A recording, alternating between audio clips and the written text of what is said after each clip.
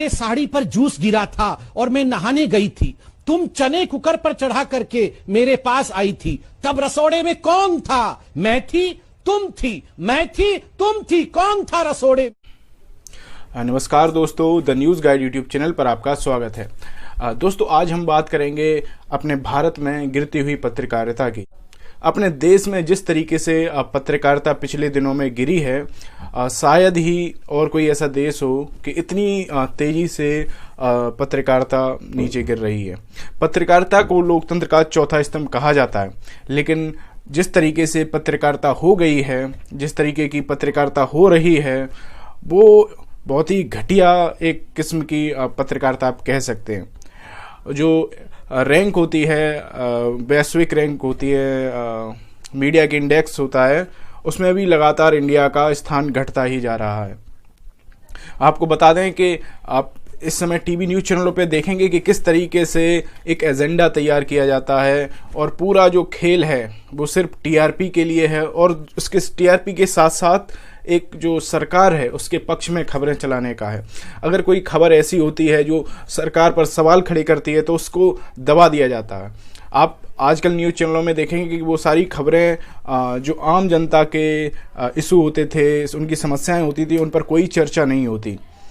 आप देख लीजिए, ना तो कोई बैंकिंग की बात होती है, आपको बैंक वगैरह में कितनी सारी समस्याएं होती हैं, रोड को लेके ना कोई चर्चा होती है, बेरोजगारी, महंगाई, इन सब पर कोई चर्चा नहीं हो रहा। और अभी का अगर बात करें, अभी की कोरोना पे, तो टीवी पर आपको प्रोग्राम लगभग होने बंद ही हो गए हैं। कोरोना के कारण जिस तरीके से लोगों को समस्याओं का सामना करना पड़ रहा है, वो सारी चीज़ें दिखाना बंद हो गया है। हॉस्पिटल के जो सीन, हॉस्पिटल में किस तरीके की व्यवस्थाएं हैं कोरोना के कारण, मतलब अभी लोग किस तरीके से परेशान होते जा रहे हैं, वो सारी चीज़ें आपको टीवी से दिखना, न्यूज़ चैनलों से दिखना बंद हो गई होंगी। और अभी आप देखेंगे कि टीवी न्यूज़ चैनल पर एक ही मुद्दा सबसे ज़्यादा अहम बना हुआ है, वो है सुशांत सिंह राजपूत की मौत। बिल्कुल हमें इस बात का दुख है, अगर उनके पीछे अगर उन्होंने जो आत्महत्या की थी उसके पीछे अगर कुछ षड्यंत्र था या फिर ऐसा कुछ था, वो जरूर सामने आना चाहिए। लेकिन उसकी वजह से हम और जो देश में समस्याएं हैं उनको पीछे नहीं छोड़ सकते। अब ये केस सीबीआई के पास आ चुका है, तो इसका मतलब अब सीबीआई को काम करने दिया जाए, और जब तक सीबीआई अपना पक्ष प्रस्तुत नहीं करती तब तक उस पर ट्रायल करना और कई तरीके की चीज़ें जो है, उसकी वजह से क्या हो रहा है कि खबरें बिल्कुल दब गई हैं। सिर्फ और सिर्फ एक एंटरटेनमेंट की तरह जो होता है, जो हम लोग नाटक देखते हैं, उस तरीके से ही खबरें बनाए जाने की कोशिश की जा रही है। अब आप देखिए कल क्या हुआ। अब जो सोशल मीडिया मीम्स हैं वो भी किस तरीके से आप देखेंगे कि न्यूज़ चैनलों में आ रहे हैं। संबित पात्रा जी क्या सुना रहे हैं वो देखिए आप। साड़ी पर जूस गिरा था और मैं नहाने गई थी। तुम चने कुकर पर चढ़ा करके मेरे पास आई थी। तब रसोड़े में कौन था? मैं थी, तुम थी, मैं थी, तुम थी। कौन था रसोड़े में? छोटी बहू कहती है ये राशि बेनती। फिर सास कहती है ये राशि कुकर में से चने निकाल दिए और खाली कुकर गैस पे चढ़ा दिया है। इस राशि ने कुकर में से चने निकाल दिए और खाली कुकर गैस पे चढ़ाया है। रसोड़े में कौन था? तो आप देखिए कि जो सोशल मीडिया में जो हम लोग कुछ लोग मजाक करते हैं, अब वो सारी चीज़ें वही न्यूज़ चैनल पे आएंगी और वही सब कुछ उसी पे चर्चा होगी। तो अब कहाँ पे जो एक मुद्दे हैं, सोशल इशू हैं, पत्रकारिता जो है हमारे लोकतंत्र का चौथा स्तंभ है, वो तो सब खत्म होने वाला है, ऐसा लग रहा है। तो आप इस बात को भी समझिए कि किस तरीके से पूरी खबरें हैं वो ख़त्म की जा रही। आप इस बात को इस बेहतरी से भी समझ सकते हैं कि ये खबरें आखिर ऐसी क्यों होती हैं।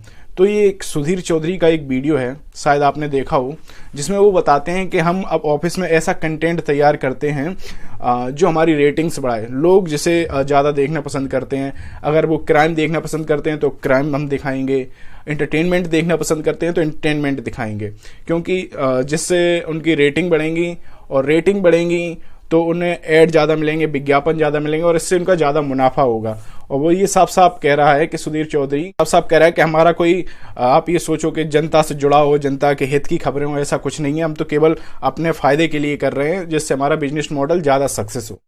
सबसे बड़ी समस्या ये है कि जो टीवी चैनल्स के न्यूज रूम्स हैं, उन न्यूज रूम्स में जो कंटेंट सारा प्लान हो रहा है वो रेटिंग्स के आधार पर प्लान हो रहा है। जो जिन इश्यूज को उठाया जाता है, जिन पर्सनैलिटीज को लाया जाता है, जिन शहरों की खबरें दिखाई जाती हैं, सारा एक कैलकुलेशन ये करके दिखाया जाता है कि किस शहर किस राज्य का वेटेज रेटिंग्स में ज्यादा है तो उस राज्य उस शहर की खबर दिखानी है, किस जॉनर का वेटेज ज्यादा है। मान लीजिए अगर ये पता चले कि क्राइम का वेटेज ज्यादा है तो क्राइम की खबरें ज्यादा आने लगेंगी, ये पता चले कि पॉलिटिक्स का वेटेज ज्यादा है तो पॉलिटिक्स की खबरें आने लगेंगी।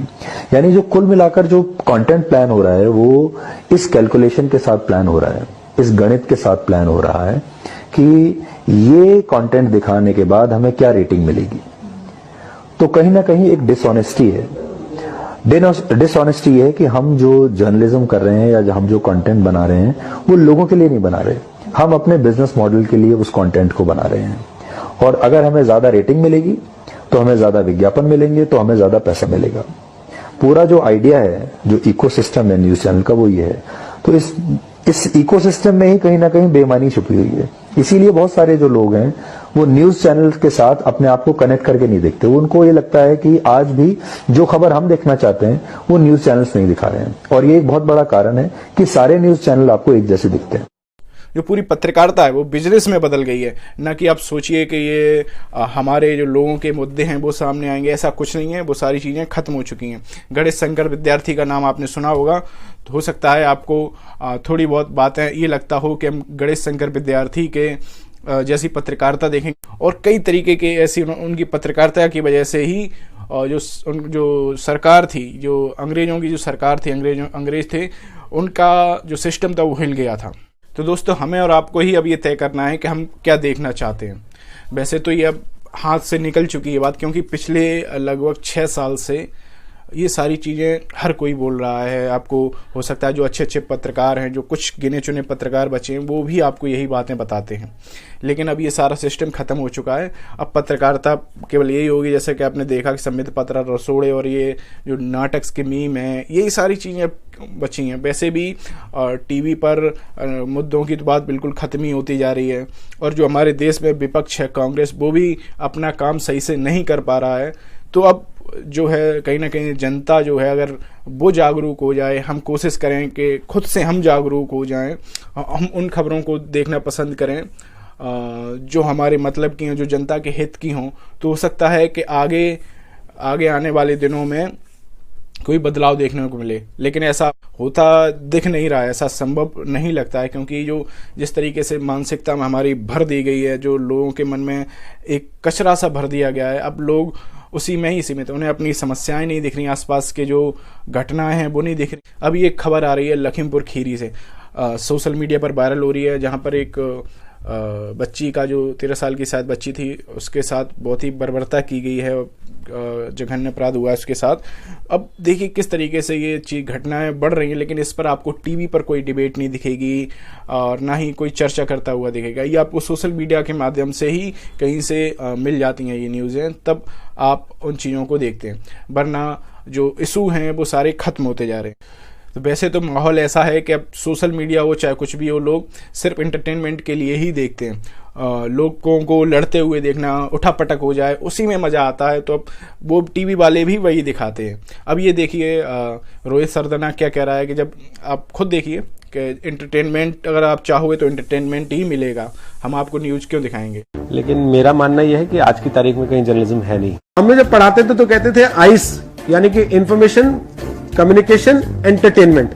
हम आजकल केवल एंटरटेन ही करते हैं। अभी तो मनोहर कहानियां बिक रही है तो मनोहर कहानियां बेच रहे हैं।